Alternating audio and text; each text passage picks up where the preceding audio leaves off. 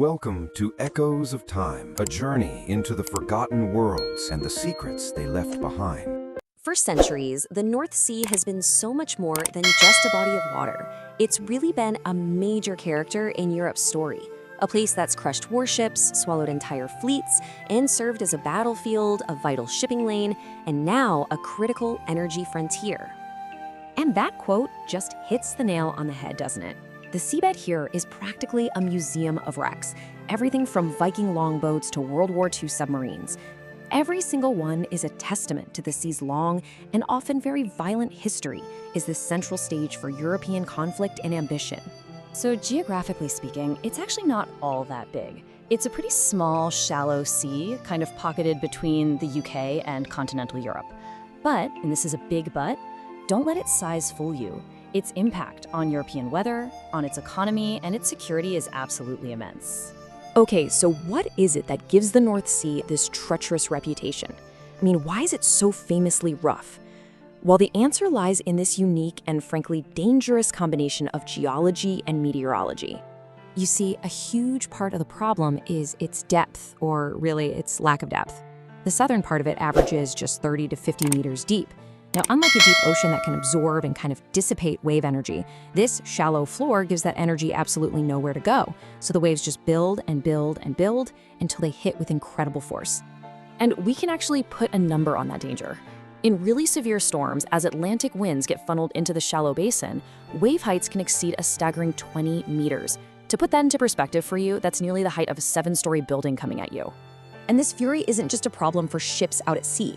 When these massive storms combine with high tides, they create these catastrophic storm surges.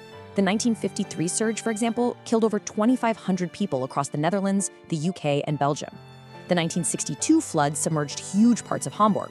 I mean, these events were massive wake-up calls that completely reshaped coastal defense policies all across Europe. So, to quickly recap, it's just a perfect storm of factors.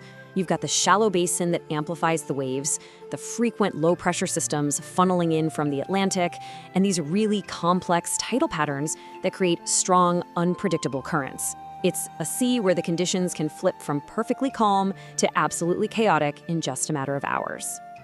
But the sea's dangers, they aren't just natural. For centuries, this has also been a heavily contested arena for human conflict. It's been a strategic prize for any power that wanted to control trade and access in Northern Europe. If you look back to the 17th century, the Anglo-Dutch Wars were fought right here for control of those vital shipping routes. Then, during World War I, it was the site of the massive Battle of Jutland.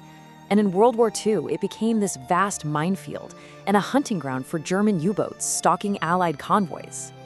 And some areas are just notoriously dangerous.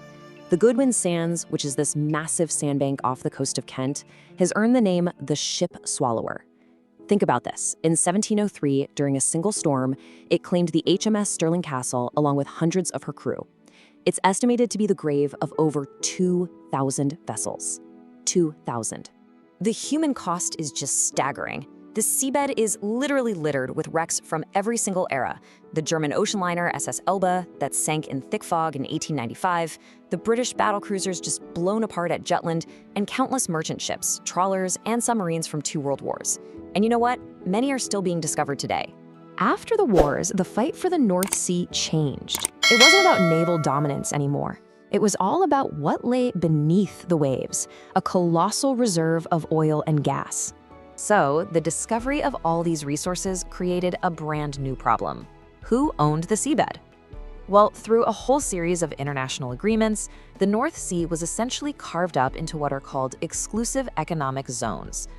This political patchwork basically gave coastal nations control over drilling, fishing, and environmental policy in their own designated sectors. And that agreement kicked off a massive industrial boom. From the very first gas discovery back in 1965, a whole new phase of industrialization began. Britain and Norway, with their huge zones and favorable geology, they really emerged as the main beneficiaries, constructing this vast infrastructure of platforms and pipelines right out in the middle of the sea. The scale of this operation was just enormous. At its peak in the late 1990s, the North Sea was pumping out around 6 million barrels of oil a day. The revenue from that completely transformed national economies, with Norway even creating the world's largest sovereign wealth fund from its oil profits. But this incredible progress came at a very high price. In 1980, the Alexander Kaland, a semi-submersible platform in the Norwegian sector, capsized during a storm. It turned out a fatigue crack caused one of its legs to just fail.